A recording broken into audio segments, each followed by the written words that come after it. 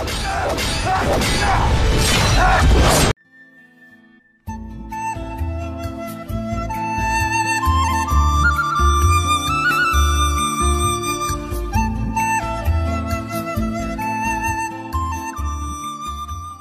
lalu melangkah lebar ke arah restoran dan tak lama kemudian, betul saja dia kembali dengan langkah-langkah lebar menghampiri Kuan Chu sambil membawa 2 mangkok penuh terisi makanan-makanan yang hangat mengebul. Ketika 2 mangkok masakan itu diletakkan di hadapannya, Kuan Chu menjadi mengilar sekali. Bau makanan yang amat sedap itu telah membuat perutnya yang belum kenyang tiba-tiba menjadi lapar lagi.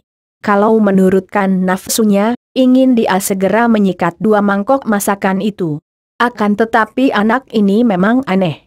Ia bahkan menggerakkan kepalanya menoleh kepada Tao Chai Hou, lalu berkata, "Orang tua, aku tidak bisa makan masakan ini."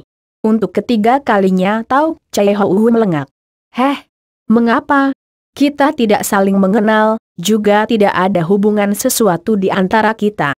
Kenapa kau datang-datang menghadiahkan 2 mangkok masakan? Tentu ada udang di balik batu.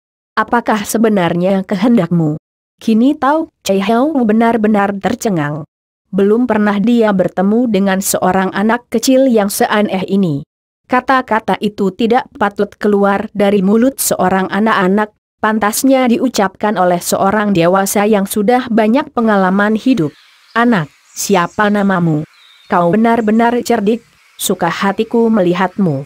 Aku Lu Kuan Chu, dan siapakah kau, Lopek? Dan apa pula sebabnya kau datang-datang berlaku manis kepada aku? Aku tidak mempunyai sesuatu sebagai penukar 2 mangkok masakan yang mahal ini." Tao Chai Hou tertawa bergelak sehingga beberapa orang yang lewat di dekat tempat itu berhenti lalu memandang. Akan tetapi begitu Tao Chai Hou itu memelototkan matanya, orang-orang itu merasa takut dan buru-buru pergi lagi. "Anak bodoh, mengapa ribut-ribut mengenai penukaran? Aku pun mengambil masakan-masakan itu tanpa bayar." "Apa? Kau merampas dengan kekerasan?" tanya Kuan Chu dengan mata terbelalak. "Tidak bisa disebut perampasan karena pemiliknya tidak tahu makanannya aku ambil." "Kalau begitu kau mencuri." Dengan kata-kata ini, Kuan Chu lalu mendorong 2 mangkok masakan itu sehingga terguling dan semua masakan yang masih mengebul panas itu lalu tumpah di atas tanah yang kotor. "Aku tidak sudi makan barang curian dan kau pencuri tua ini lekas pergi dan jangan mengganggu aku lagi." Dari perasaan heran, kakek itu kini menjadi marah. "Tolol, disuruh makan biar gemuk dan sehat, kau banyak membantah. Kau kira dapat membantah di depan Tao Chai Hou?" Sesudah berkata begitu, tangannya menyambar dan tahu-tahu Kuan Chu telah ditangkap lehernya seperti harimau menangkap kelinci. Lalu orang tinggi besar yang mengerikan ini melangkah lebar, membawa Kuan Chu yang tak dapat berkutik lagi. Orang-orang yang melihat ini menjadi ribut. Ketika mereka mengejar dan melihat betapa kakek bermuka harimau itu berlari cepat sekali, mereka berteriak-teriak. Tentu dia penculik anak-anak itu. Kejar! Tangkap penculik anak-anak! Bunuh dia!" Teriakan-teriakan susul menyusul dan para pengejar makin banyak. Akan tetapi kakek itu benar-benar lihai karena dalam sekejap mata saja dia sudah hilang dari pandangan mata orang banyak, tidak tahu kemana menghilangnya. Sebentar saja, gegerlah seluruh kota Yangzhou dan semua orang membicarakan tentang penculik itu. Banyak pula orang yang memberi bumbu sehingga tidak lama kemudian, orang menggambarkan penculik itu sebagai seorang siluman yang bermuka singa dan yang mengerikan sekali. Para penjaga keamanan kota menjadi sibuk karena mereka berusaha untuk mencari dan menangkap penculik yang telah beberapa hari mengacau kota itu. Akan tetapi tetap saja tidak ada seorang pun tahu kemana perginya si penculik. Pada saat orang-orang sedang kebingungan dan geger, muncullah seorang wanita yang amat cantik dan juga bersikap gagah sekali. Wanita ini masih muda, usianya takkan lebih dari 25 tahun. Pakaiannya sederhana berwarna putih, tetapi kesederhanaan pakaiannya ini yang menambah kecantikan wajah dan potongan tubuhnya yang langsing serta padat itu makin nampak nyata. Di pinggangnya tergantung sebatang pedang yang gagangnya beronce benang-benang sutra merah. Rambutnya yang panjang terurai ke belakang itu diikat dengan pengikat rambut dari sutra merah pula. Pinggiran bajunya yang putih bersih itu berwarna biru, menambah kepantasan. Siapakah wanita ini? Melihat dari sikapnya, tak dapat diragukan lagi bahwa ia tentulah seorang wanita perkasa yang pandai ilmu silat. Dugaan ini tidak salah karena sesungguhnya dia adalah pendekar wanita yang terkenal dengan sebutan Pecilan, bunga cilan putih. Sebenarnya nama sebutan ini lebih berdasarkan kecantikannya dan baju putihnya daripada kegagahannya. Namanya Tio Lon Eng, dan semenjak dewasa memang sudah banyak merantau dan melakukan perbuatan-perbuatan besar sehingga dapat mengangkat tinggi nama sendiri.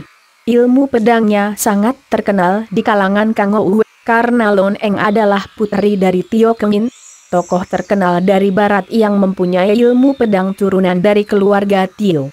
Menurut kepercayaan orang, ilmu pedang keluarga Tio ini masih warisan dari ilmu pedang Tio Hui, tokoh besar dari zaman Samkok. Ketika itu Lon Eng sedang berada di Liangtu. Dia mendengar suara ribut-ribut ini dan keluar dari kamar di hotelnya. Dengan cepat ia mendengar tentang penculikan seorang anak kecil oleh seorang saikong yang bermuka harimau. Maka cepat pendekar wanita ini lalu mengadakan penyelidikan. Sambil tertawa-tawa, Cai Hou membawa Kuan Chu ke dalam sebuah hutan yang sangat liar di sebelah selatan kota Liangtu, terpisah kurang lebih 15 li. Di tengah hutan ini memang menjadi tempat persembunyiannya selama dia melakukan penculikan-penculikan terhadap anak-anak kecil di kota Liangtu. Setelah tiba di tempat tinggalnya, yaitu sebuah lapangan yang dikelilingi oleh pepohonan besar, dia melemparkan Kuan Chu ke atas tanah. Anak ini terguling, akan tetapi segera melompat berdiri lagi dengan mata terbelalak. Kini dia benar-benar merasa seram ketika melihat betapa di atas tanah berserakan tulang-tulang manusia dan tengkorak-tengkorak. Kalau melihat ukuran tulang-tulang dan tengkorak-tengkorak itu, dapat diduga bahwa itu adalah tengkorak dan tulang anak-anak kecil seperti dia. Cai Hou lalu mengambil sebuah kantong yang tadinya dia gantungkan di cabang pohon. Dia membuka kantong itu dan mengeluarkan sebutir buah yang kulitnya bersisik seperti kulit ular. Kau makanlah ini, katanya kepada Kuan Chu sambil mengangsurkan buah itu. Akan tetapi Kuan Chu tidak mau menerimanya, hanya menggelengkan kepala. Sinar mata anak ini sama sekali tidak memperlihatkan rasa takut terhadap saikong yang setengah gila itu. Hayo makanlah kembali, Cai Hou membentak. Akan tetapi dengan bandel sekali Kuan Chu menggelengkan kepala. Cai Hou menjadi marah. Dipegangnya leher Kuan Chu dan sekali tekan saja mulut anak itu terbuka. Buah ular itu diremasnya dalam tangan kanan dan dijejalkan ke dalam mulut Kuan Chu. Rasanya asam dan pahit, akan tetapi karena dijejalkan terus, terpaksa Kuan Chu menelannya. Sungguh aneh, meskipun rasanya asam dan pahit, setelah memasuki perutnya, terasa perutnya hangat dan enak sekali. Dia tidak tahu bahwa buah ular itu adalah semacam buah yang langka dan merupakan obat yang sangat mukjizat khasiatnya terhadap aliran darah. Selain pembersih darah, juga dapat menguatkan tubuhnya. Ternyata Cai Hou memaksa anak itu makan buah obat ini supaya tubuh anak ini menjadi kuat sehingga daging, darah, serta sumsumnya akan merupakan hidangan yang amat baik untuknya. Setelah Kuan Chu menelan obat itu, Cai Hou tertawa bergelak. Selama bertahun-tahun ini belum pernah aku mendapatkan seorang anak seperti engkau. Sekali ini aku pasti akan berhasil. Kau adalah seorang anak sintong, anak ajaib, jantung dan otakmu pasti akan menghasilkan semua usahaku selama ini. Kau mengingatkan betapa semua anak-anak ini hanyalah sebangsa Bo Antong, anak nakal, belaka. Sungguh menyebalkan. Kuan Chu tidak mengerti maksud kata-kata ini, hanya sepasang matanya yang lebar dan bersinar-sinar itu memandang tajam. Kenapa matamu mendelik terus padaku? Cai Hou membentak marah.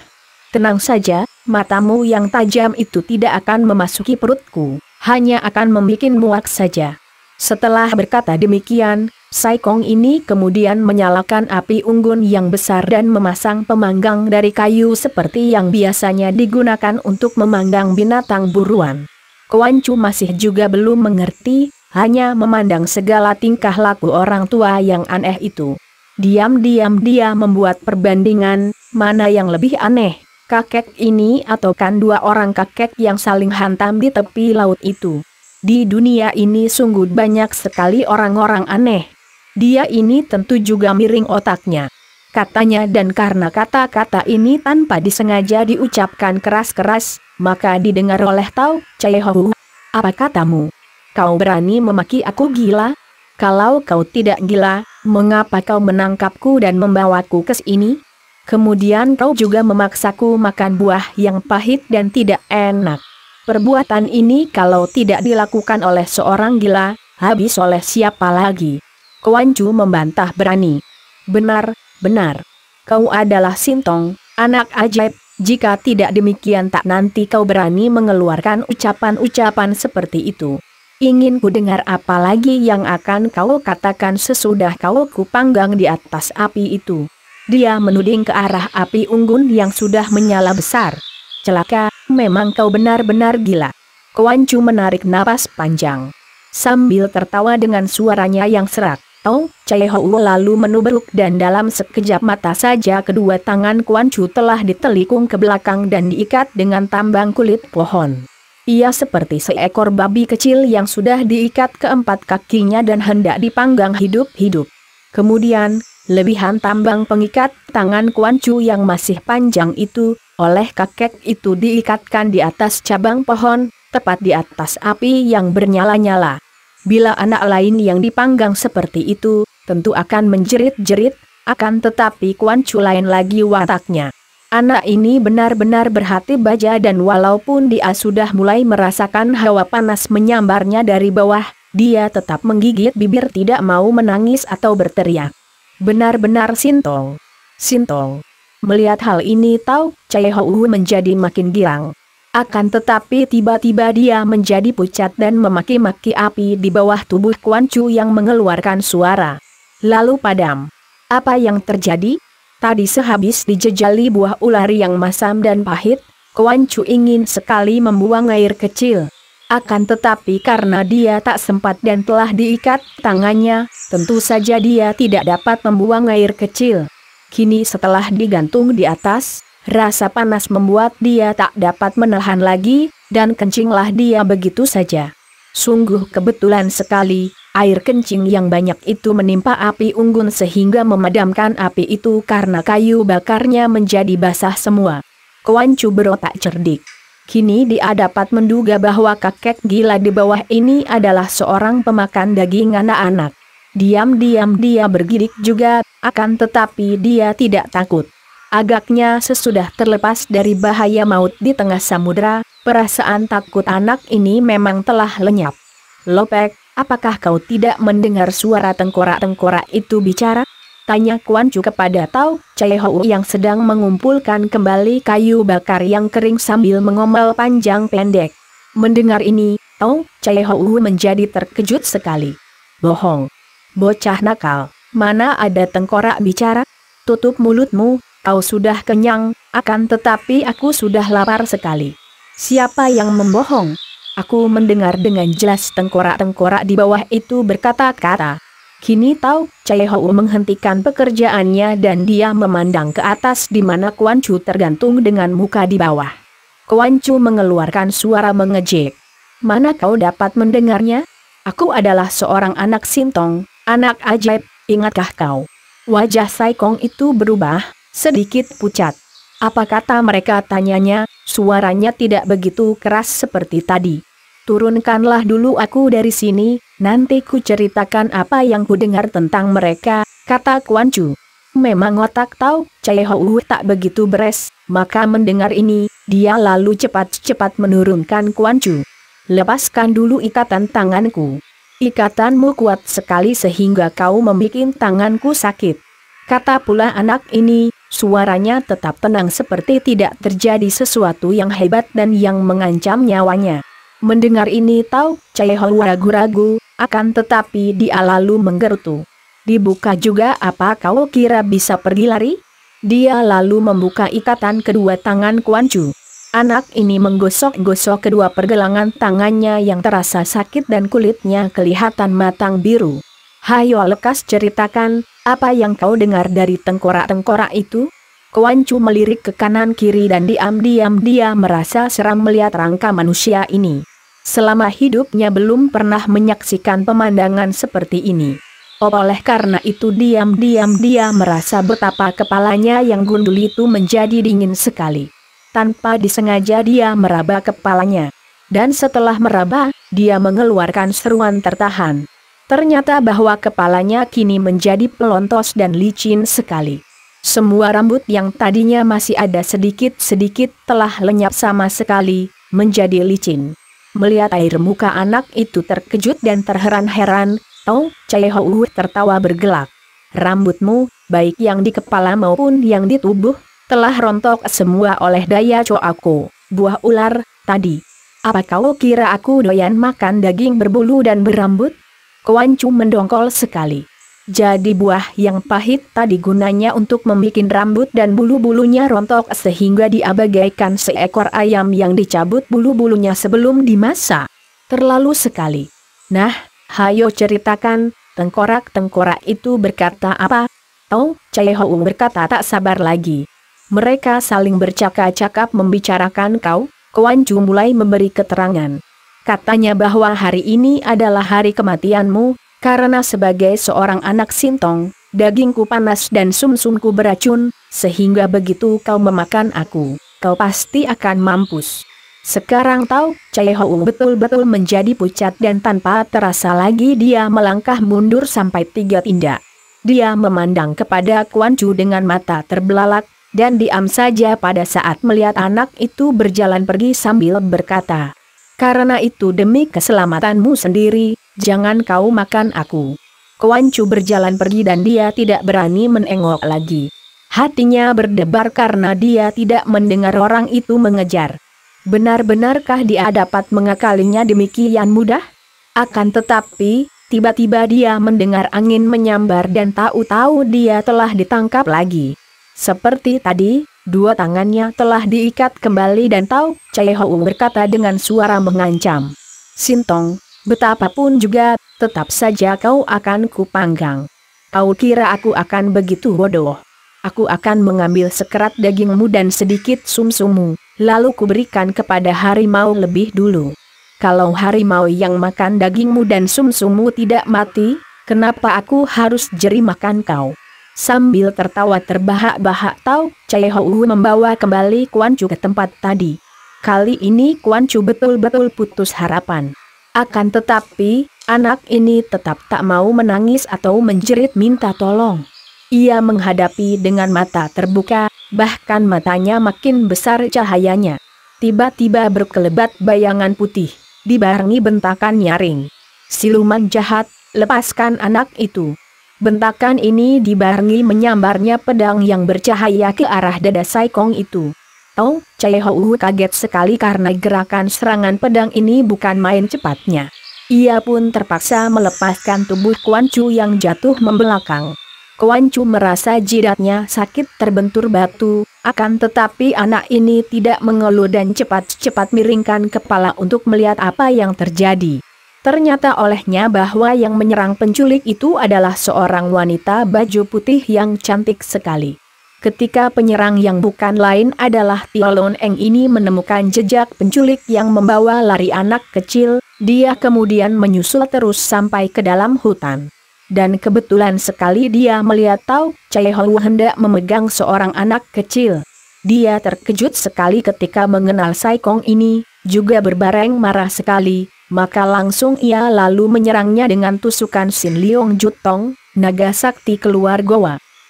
Cai Hou adalah seorang yang tinggi ilmu silatnya, maka biarpun diserang dengan tiba-tiba secara hebat ini, masih dapat dia melepaskan Kuan Chu. Kemudian sekali saja tangannya bergerak, dia telah mencabut sebatang golok yang amat besar dan tajam. Bangsat kecil, siapa kau berani sekali menyerangku? Bentak Cai Hou sambil memalangkan goloknya di depan dada dengan sikap mengancam. Lon Eng berdiri tegak sambil menudingkan pedangnya kepada Cai Hou. Siluman keji. Telah lama nonamu mendengar tentang kejahatanmu dan kebetulan sekali kita bertemu di sini. Inilah tandanya bahwa riwayat Tau Chai Hou akan segera tamat. Orang jahat, kau telah kehilangan anakmu sendiri, mengapa kau sekarang berlaku kejam terhadap anak-anak orang lain? Apakah kau sudah tidak memiliki perasaan lagi sehingga kau membuat anak-anak menjadi seperti ini? Dengan tangan kiri Lon Eng menunjuk ke arah tengkorak-tengkorak yang menggeletak di kanan kiri Kuan Chu. Sejak tadi Tau Chai Hou berdiri bengong dan takjub. Belum pernah dia melihat seorang wanita yang dalam pandangan matanya sedemikian cantik jelitanya, yang mengingatkan dia kepada istrinya dulu. Kemudian mendengarkan ucapan Lon Eng dia seperti tersadar dan untuk beberapa lama dia tak dapat berkata-kata. "Oh, Chai Hou, bersedialah untuk mampus." Lon Eng membentak ketika melihat orang itu hanya berdiri memandangnya dengan mata terbelalak kagum. Dengan seruan ini, wanita perkasa itu kembali menyerang dengan pedangnya dan kali ini dia menggerakkan pedangnya secara lihai bukan main. Inilah ilmu pedang keturunan dari keluarganya dan meskipun Tau Chai Hou amat lihai, namun dia segera menjadi repot sekali menghadapi serangan pedang ini. "Nona, tahan, Nona, aku tak dapat melawanmu." Lon Eng membelalakan matanya yang bagus. Dia merasa sangat heran mendengar suara lawannya. Dan ketika ia memandang, ternyata bahwa Sai Kong yang bertubuh besar dan bermuka seperti harimau itu telah menangis tersedu-sedu. "Nona, jangan serang aku. Apabila kau kehendaki aku akan melepaskan anak ini, aku akan melakukan apa saja yang kau kehendaki. Akan tetapi, jangan kau tinggalkan aku selamanya." Lon Eng sudah mendengar tentang Tau Chai Hou dan sudah mendengar pula tentang riwayat orang aneh ini, juga tahu bahwa orang ini otaknya miring. Akan tetapi mendengar kata-kata permintaan itu, mau tidak mau ia merasa jengah dan merahlah mukanya. "Keparat!" serunya marah. Pedangnya membacok lagi dengan gerak tipu batu karang menimpa jurang. Bacokan ini hebat sekali dan demikian cepatnya sehingga tak mungkin bisa dielakkan pula. Terpaksa Tau Chai Hou menangkis dengan goloknya. Teraang. Bunga-bunga api berpijar dan Lon Eng merasa tangannya tergetar hebat. "Nona, jangan serang aku, jangan tinggalkan aku," berkali-kali Tau Chai Hou berkata dengan suara penuh permohonan. Akan tetapi Lon Eng menjadi makin penasaran dan sangat marah. Ia menyerang terus bertubi-tubi dan lawannya hanya menangkis atau mengelak cepat, sama sekali tidak mau membalas, hanya minta-minta dengan suara pilu. Sesungguhnya, Lon Eng sendiri merasa bahwa kepandaian Sai Kong ini masih lebih lihai daripadanya. Kalau Tau Chai Hou membalas, tentu wanita perkasa ini akan terdesak. Akan tetapi, Sai Kong itu tak mau membalas sedikit pun juga. Dan betapapun lihainya, ilmu pedang yang dimainkan oleh Lon Eng merupakan ilmu pedang yang amat baik dan juga kepandaian Lon Eng sudah mencapai tingkat yang cukup tinggi. Maka bagaimana dia dapat mempertahankan diri terus tanpa membalas? Sesudah melakukan perlawanan selama 50 jurus lebih, akhirnya sebuah bacokan pedang Lon Eng menyempet lengan kanannya sehingga ada segumpal daging dekat sikunya terbabat pedang dan goloknya lepas dari pegangan. "Aduh, Nona, jangan lukai aku," Sai Kong itu berseru. Akan tetapi Lon Eng mendesak terus dan 2 kali ujung pedangnya berhasil menusuk pundak dan paha lawannya. Tau Chai Hou mengaduh-aduh dan terhuyung-huyung mundur. "Nona, Nona, jangan lukai aku." Dia masih terus berseru dan mengangkat kedua tangannya ke atas sambil memandang kepada Lon Eng dengan sinar mata mengasih. Diam-diam Lon Eng merasa kasihan juga terhadap orang ini. Akan tetapi mengingat semua kejahatan-kejahatannya yang sudah melampaui batas perikemanusiaan, Lon Eng menggigit bibirnya yang merah lalu melompat maju dengan sebuah tusukan hebat sekali.